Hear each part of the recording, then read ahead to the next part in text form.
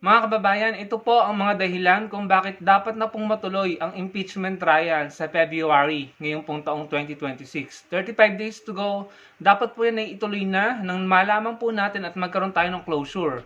Mapapakinggan po natin sa binahagi po ni Principles of Life at saka po ni Miss Yai ng mga TikTok influencers yung mga dahilan, isa-isa po nila, yung mga dahilan kung bakit dapat pong malaman ng taong bayan ang totoo at masaksihan ng taong bayan ang impeachment trial ni Sara Duterte. Pakinggan po natin. Ayan, nagkaroon po tayo ng part 2 patungkol sa bank account ni Inday Sara, no?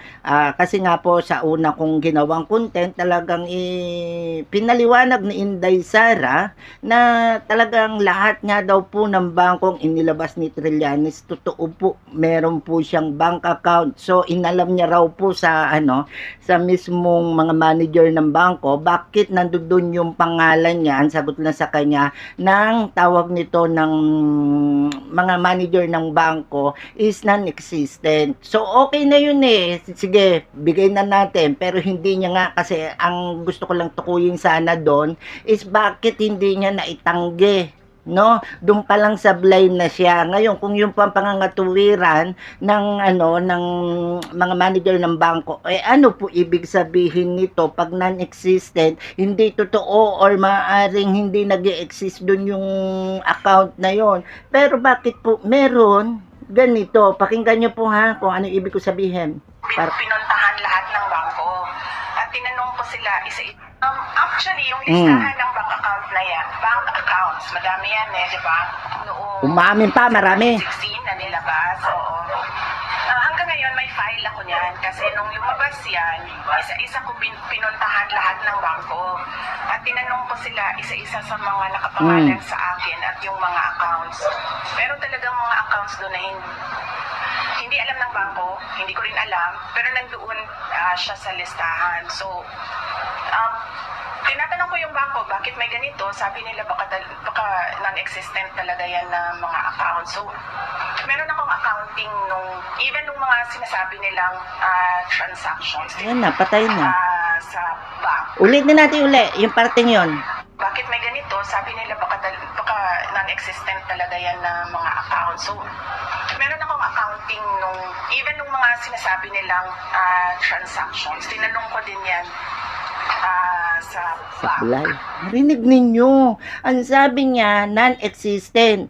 Tapos lumalabas may transaction.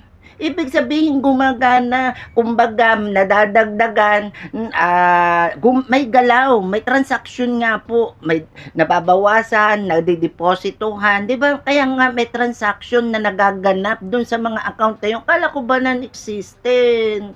Sara, sabit ka na naman dyan. Yung sobrang galing mo magpaliwanag, pang mga bobo lang ang pwede mong magago dyan sa mga pinagsasabi mong yan. Yun na lang sa sinabi mo, paano pa kami maniniwala na non-existent, hindi mo nga itinanggi na talagang mga bank account mo yun. Dun pa lang sablay ka na. Ngayon pala, may karugtong pa po yan. Ito nga po yung naging karugtong nun, oh. Actually, yung listahan ng bank account na yan, bank accounts, madami yan Madami. Noong, was it 2016 na nilabas? Oo.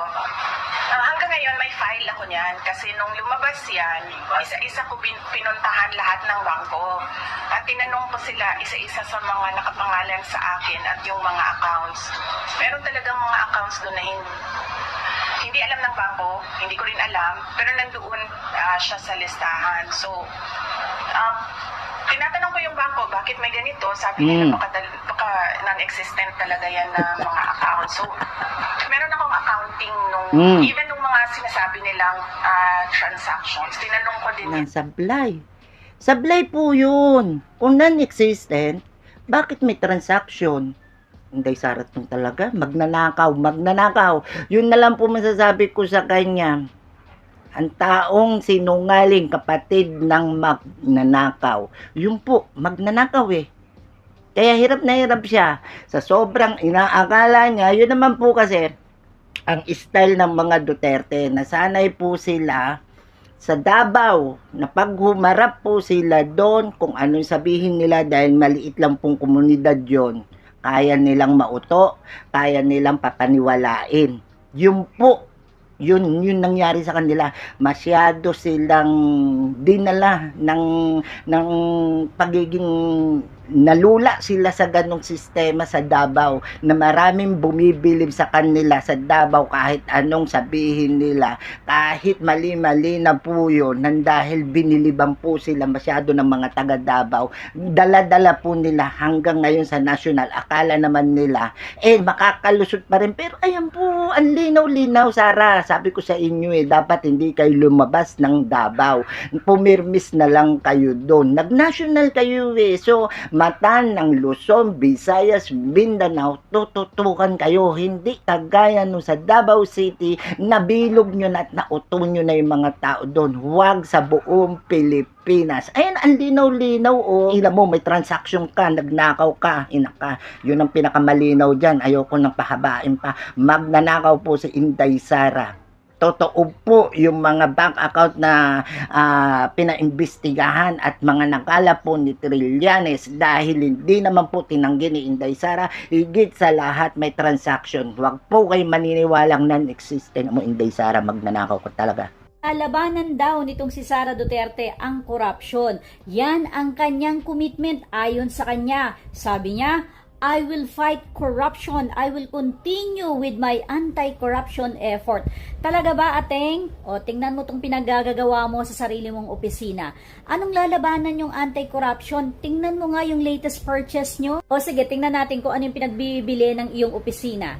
According to this report, bumili kayo noong 2024 ng 19 units of vehicles. 19 nagkakahalaga ng 26 million at meron kayong binili na 13 units na laptop at ito ay nagkakahalaga ng 3.9 million. Pero dahil nasita yan, ang sabi mo ay hindi yan laptop, yan ay photocopier machine at mga desktop. Pero 3.9 million, 3.9 million. Sige, i-compute natin kung gaano kamahal yung binili mong laptop. 3.9 million. 3.9 million pesos. I-divide natin yan sa 13. Yung binili mong desktop, nagkakahalaga ng 300,000 bawat isa. 300,000 na isang desktop, isang computer. What Sara Duterte is telling us, yung mga dinonate niyang desktop unit ay ganito ka-high-end. Gaming desktop. Sino ang tatanggap ng gaming desktop na to? Sino ang recipient niyan? Mga lalaban ng esports? Sinong eskwelahan ba yan na ang hihingi nila gaming desktop? Actually, ito nga pong setup na to, 200,000 lang eh. So, ibig mong sabihin, instead na bibili ka ng mga around siguro 50,000, bibili ka ng 300,000, kanino mo binigay yan? O, wag na tayong tumingin dyan. Tingnan pa natin yung ibang pinagbibili niya. Kasi sabi niya, di ba, lalabanan niya daw ang corruption. Tingnan natin yung iba niya pang binili. Looking at this list, meron nakalagay na bumili ka ng 2 bus. Yung bus daw na yon ay nagkakahalaga ng 12.5 million pesos. Ayan po sa baba, 12.5 million. Bawat isa, ibig sabihin, nagkakahalaga ng 6 na milyon. 6 na milyon. Ano yun, Mercedes-Benz ba yan? At hindi ka dyan huminto. Meron ka pang biniling 10 multi-purpose na vehicle. Hindi ka pa nasiyahan, dito sa taas na meron ka ng motor vehicle, bumili ka pa ng 10 ulit. So, 19 plus 10, 29 vehicles ang binili mo. Saan napunta yan? Sino ang tumanggap niyan? Ito pa, ipaliwanag mo to. Sa opisina namin, ang biometrics isa lang. Kasi sa main door lang yan tuwing papasok ang opisina. Pero kayo o VP, bumili kayo ng 6 na units ng biometrics with facial recognition. Ibig sabihin, 6 na unit, 6 na pinto ang pinaglagyan nyo. Ano yun? Napakarami nyo ba dyan? Ilang daang libo ba kayo dyan at kailangan nyo ng 6 na entrance? 6 na biometrics? Ano yun? Isang araw pupunta ka sa isang unit, pangalawang araw doon ka sa pangalawang unit. Napaka pera ng bayan yang ginastos nyo. Yan ay isang kabulagsakan sa pera ng bayan. Bakit kailangan ng 6 na biometrics?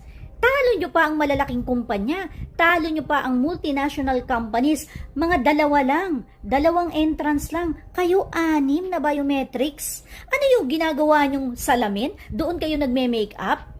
O naka-biometrics kayo habang nagtututbrush kayo. 6 na units talaga. And you have the audacity to vow to have anti-corruption effort. Wala pa nga dyan yung confidential fund na hanggang ngayon hindi mo pa napapaliwanag eh.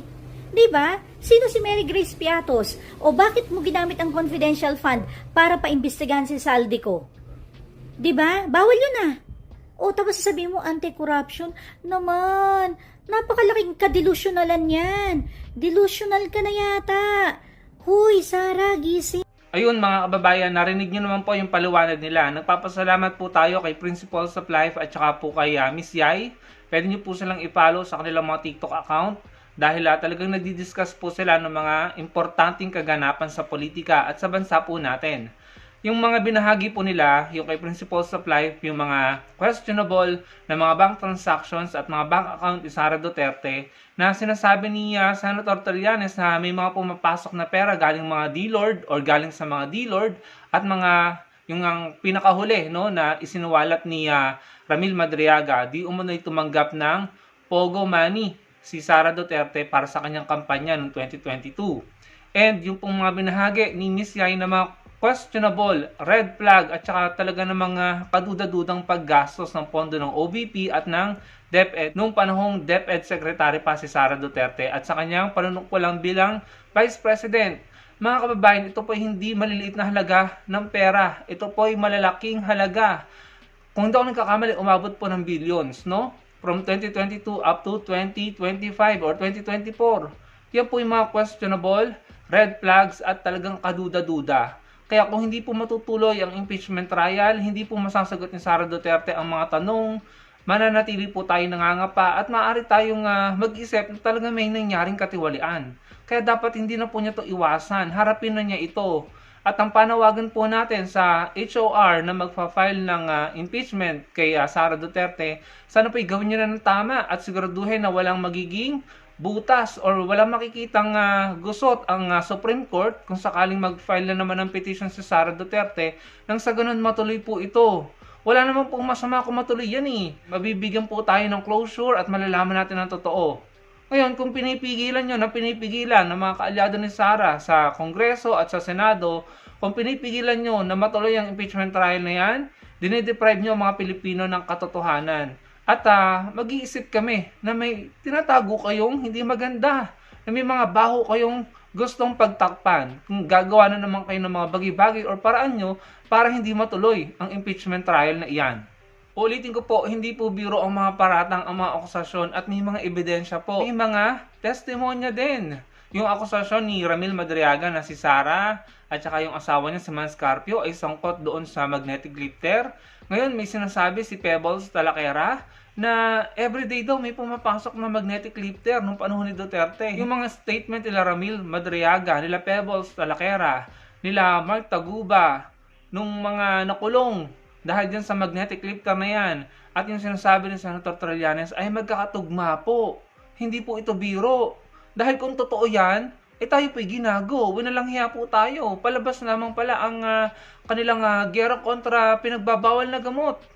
Dahil kung totoo yung mga yon, yung akusasyon na sangkot si Man Scarpio, si Sara Duterte, si Polong, doon sa magnetic lifter na iyon, ay tayo po ay iginisa sa sarili nating mantika. Tayo po ay niloko, ginago, winalang hiya.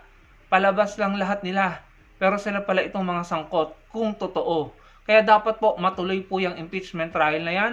Mabulatlat ang mga bank accounts. Alam ko kasi kapag impeachment trial, hindi na kailangan ng pagpirma ng waiver eh. So kasi ganun lang naman kasimple mga kababayan, kung walang ginawang masama, wala kayong dapat katakutan, haharapin nyo yan. Pero ang nakikita nga po ng mga Pilipino, puro pag-iwas, puro pagtatago. Si Bato, nasaan na si Bato? Si alias Rene, nasaan na si alias Rene? Nagtatago din. Yung nanira kay Senator Rizon Tiveros. Si Trillanes, hinaharap sila head on. Sinasampahan sila ng kaso. Binabangga sila, pero sila, hindi sila humaharap sa ICI, umiiwas sa impeachment, puro alibi, travel, puro na lamang palusot, diversionary tactics, evident, no, naiisip ng taong bayan, may itinatago, may kinakatakutan, may signs of guilt. Kaya dapat po matuloy na ang impeachment trial na iyan sa February 2026, 35 days to go. Sana maayos na gawin ng mga magpa-file ng impeachment nang walang makitang butas ang Supreme Court, nang walang makitang gusot ang kampo ni Sara Duterte para mag-petition sila at sila na naman ang manalo at makalusot na naman. So sana po ayusin ng mga magpa-file ng impeachment at ayusin ng HOR, sundin na ang mga bagong rule na inintroduce ng Supreme Court. Ito rin kasing Supreme Court nakakapagtaka bakit sila nag-introduce ng bagong rules. Siyempre, automatic, hindi alam yun ng mga congressman na gumawa ng impeachment proceeding sa HOR. Newly introduced rules Ang problema nito kapag nag-file na naman ng impeachment ang mga taga-HOR o yung mga civic societies dyan, mag-petition na naman si Sara sa Supreme Court, tapos yung Supreme Court mag-i-introduce na naman ng bagong rules, naglolokohan po tayo dito. Ginagago tayo, niloloko tayo mga kababayan. Kung totoong, inosente, harapin, labanan, pakita nyo yung ebidensya nyo, labanan nyo yung mga testimonya nyo, pero kasi nga, ang nangyayari kabaliktaran, pag-iwas, pag-alibay, palusot, at pananakot, yun ang ginagawa Anong iisipin ng mga tao? Ako personally, iniisip ko may mga signs of guilt, may kinatatakutan. Lahat na lamang sila sa kampo nila. Si Roque nagpa-asylum, in my opinion, tumakas o tumatakas sa mga kaso niya. Si Pulong hindi humarap sa ICI. Si Sara umiwas sa impeachment trial, nagpetisyon. Sino pa? Si Bato, nagtatago. Marami silang ganyan na pare-pareho ang sistema, pare-parehong style, may pattern ng pag-iwas. Pambihira nung kayo nakaupo, ang tatapang nyo, ang yayabang nyo. Pero pagdating sa accountability at pagsagot sa taong bayan, puro kayo duwag. Ang dami nila, iisa-isahin ko pa ba? Sila Guo, si Cassandra Ong, grabe mga kababayan, hindi po tayo dapat pumayag na ito'y palalampasin at mababaon sa limot dahil uulit at uulit yung mga yan. Yung mga senador, 4 na senador yon na di umani tumanggap ng kickback sa flood control, dapat sila yung mapanagot at humarap sa korte. At yung mga congressman, hindi pwedeng mga contractors lang. Pati yung mga politiko na nadawit na tumanggap ng daang-daang milyon or limpak-limpak na milyon na kickback. Kaya ang daming namamatay na mga Pilipino dahil sa baha. Ngayon, second day of year 2026, bumaha na naman po sa Mindoro. At marami pa rin pong baha at pagbaha ang mangyayari sa Pilipinas at marami na naman ang magbubuwis ng buhay, mawawala ng bahay at kabuhayan dahil sa baha sa bagyo hanggat nandyan at malaya ang mga magnanakaw. Kaya dapat po maging accountable sila. Huwag tayong papayag dito. Huwag tayong mapapagod. Huwag tayong titigil ang pinag-uusapan nito. Huwag tayong mapapagod na magbatikos, magsalita laban sa mga magnanakaw na politiko. Yun lamang mga kababayan. Maraming pong salamat sa panonood.